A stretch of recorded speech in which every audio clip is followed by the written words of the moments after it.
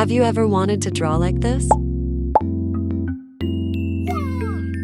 Match's art style is pretty recognizable because of her lighting and color contrast. As you can see in the examples, both of these artworks have a strong lighting to them, which makes them stand out more. As you can see in the second piece, the artist uses bright colors, such as pink in this case, instead of using dull colors we might use. She also uses a color palette that blends well in the entire piece. When they are shading, I notice they use a saturated color, unsaturated color, and a darker shade of the saturated color. It is important to remember the values they use in their artworks. Because of this, I would recommend studying their art style with grayscale, or study grayscale or values in general, but I won't touch on that topic in this video. They also use a lot of ambient lighting and gradients to create the beautiful colors. They use a lot of orange or pink to blend in blue, pink, or purple shadows, using effects such as overlay or simply creating a gradient, and lowering the opacity can create more dimension in the colors and soften up the picture.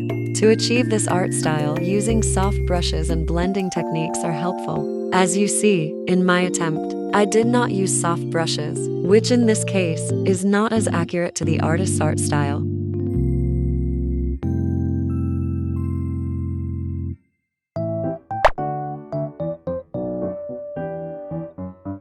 In Match's art style, the hair is heavily based on the lighting. In these following photos, you can see that her lighting is more blocky and smooth. Some parts of the lighting blend into the shadows, but most parts don't. As I said earlier, they add colors to the rims of the shadow to make it pop. In bright situations, I also noticed that Matcha does not use white for harsh lighting. They use a light yellow or orange color, close to a skin tone color. They also use a wide variety of saturated and non-saturated colors.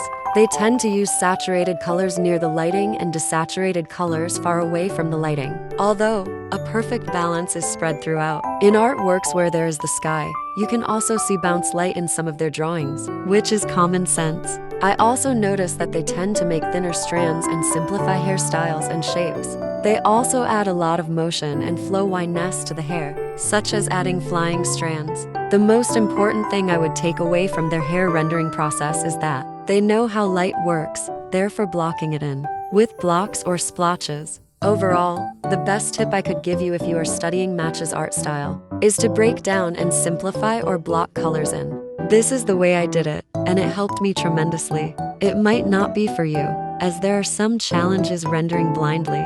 If you are a person who is not familiar with rendering or studying art styles, I would recommend to stick with a sketch, as it might help you improve your proportions and anatomy, as well as your understanding of other art styles.